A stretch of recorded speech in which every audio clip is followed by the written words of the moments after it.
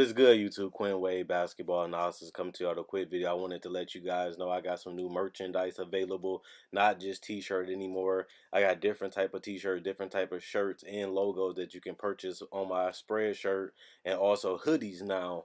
We have expanded and added more to the channel and more merchandise for the brand.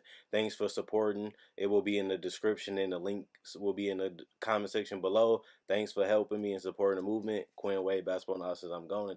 What is good, YouTube? Quinn Wade Basketball Analysis coming to y'all with a quick video. We're going to talk about the Marcus Morris trade with him going to the Clippers and leaving the New York Knicks, and we're going to talk about them also acquiring Isaiah Thomas. So I'm about to go over the trade for people that don't know. The Los Angeles Clippers have agreed to trade Marcus Morris. Agreed to acquire Marcus Morris, Isaiah Thomas as a part of a three-team trade with the New York Knicks and the Washington Wizards. The Knicks will acquire Mo Harkless and a 2020 first-round pick from the Clippers. The Wizards will get Jerome Robertson and their end of the deal. So I think this is a pretty good trade. Mo Harkless going to the Knicks, I don't think it matters as much just because he's not going to be a big factor on that team. I don't see Mo Harkless being there in the long term. I just see them finding some way to make the salaries work and getting a first round pick out of it from the Clippers, which makes sense that you're trying to rebuild, you're trying to acquire young talent, and Marcus Morris has been balling, and this has been his best season in the NBA so far, which I'm not really surprised that he got traded just because he has played so well, and he has always been a great piece, even in Boston and even in Phoenix. That's just how he is. He's a hard worker, and he really do continue to elevate his game. And even though I feel like he would have been a good fit in San Antonio or something like that, for him to get a chance to win a title with the Clippers, who a lot of people has as the favorites to win the title, you're looking at a guy that played 43 games and started all 43 of those games for the New York Knicks, getting a legitimate 32 minutes per game in New York, shooting 14 shots a game at 44% from the field, 6 threes a game, which is a lot of attempts and a lot of volume, but he's knocking them down at 43% clip. That's above average three-point shooting that you can't really find anywhere else. And they're legitimate contested shots. They're spot-up shots. They have a lot of variety because I've been watching Morris all season, and that is the type of guy that you do want. And this is a guy that can score in isolation. He can post up. He can face up. He can get to the basket. He also shooting 82% from the free throw line with 4.6 attempts per game, which is a career high. He also giving you 5 rebounds per game at his position. Last year, he even gave them 6 rebounds for the Celtics in 27 minutes. So, he can get those minutes and be productive outside of just scoring. Plus 19 points per game is just ridiculous. That's a career high. He hasn't even came close to topping that. And it's just because he had the playing time, he had the opportunity. But even though he had those things going in his favor, you still got to give the man credit. He went out there and played hard. He went out there and played his game. He went out there and dominated for the New York Knicks. And for you to be able to get a first-round pick off a guy that you took a gamble on in the offseason, you have to give him credit for making it worthwhile. Because now you get rid of his salary, you get Mo Harkless, who's a solid defender, a solid player at his position, but you don't really want the long-term commitment from him, but you do use him to get a 2020 first-round pick, which is a good pickup for a guy like Marcus Morris, who's going to leave anyway, even though he wanted to be with the Knicks, and he really felt like he made the right decision not going to the Spurs. And, for him to be able to go to the Clippers and have a chance to win a title this year, that's just amazing. You prove how good you are. You have your best season. You put up crazy numbers, and now you get a chance to play for the Clippers and win a title possibly. Plus, you look at those numbers, and they're not really empty because he was getting a lot of attention, and he still was able to shoot a good percentage from three and from the field while still being, an isolation scorer and a guy that can play off the ball, which that's the modern day NBA. You want wings that can play multiple positions, guard multiple positions, and being able to punish mismatches and shoot threes. And Morris checks all those boxes, so it does make sense for the Clippers to try to go in on one of the best wing players that's still available right now, and he probably is the best wing available, and that's why I'm surprised that another team didn't try to go hard to get this deal done.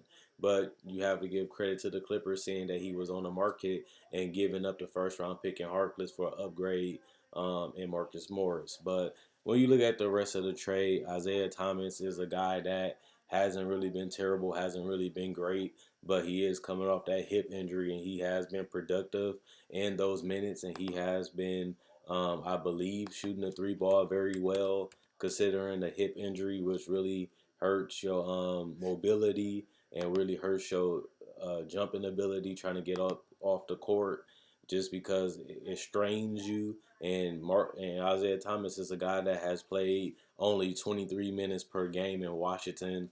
He has started 37 of those games, 40, and he shot 40% from the field. He never been a great um, scorer from the field. He has always been low 40s, just because he is not that big. He's not that strong. He's not the quickest guy, but he still has found ways to get the job done. Not only that, he has shot 41% from the 3-point line this whole season, which is very above average, like I said before, but he's also shooting 4.73 attempts a game, which is a high volume, showing that he's a great 3-point shooter this season. That's something that he really had to work on, and this season has been a testament to the work ethic because he's knocking them down. He's also giving you 81% from the free throw line. He's a career 87% shooter from the free throw line. So that's something that has always been in the back of his pocket. He's getting 3.7 assists and 12 points per game.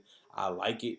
Isaiah Thomas has always been a guy that can be a heat check guy. He has always been a guy that can get you a bucket no matter what position he's in, whether he's in pick and roll, whether he's in isolation, whether he's at the top of the key, whether he's spotting up from the 3-point line.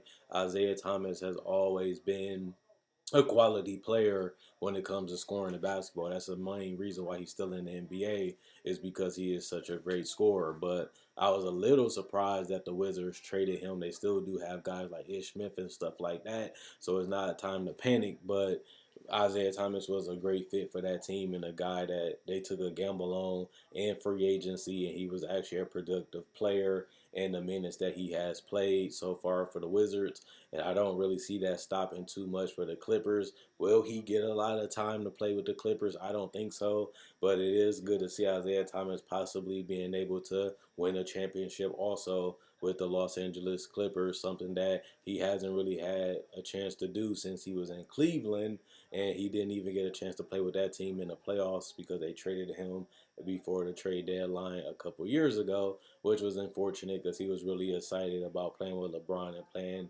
with that team, and it never really came full circle for him. So now he gets another opportunity with the Clippers. And Jerome Robertson is a guy that a lot of people might not know too much about. He's still a guy that you have to wait and see what he becomes. He's a young prospect, 22 years old, a legitimate 6'4", 190, only averaging 2.9 points. He's not really getting that many minutes as you would think.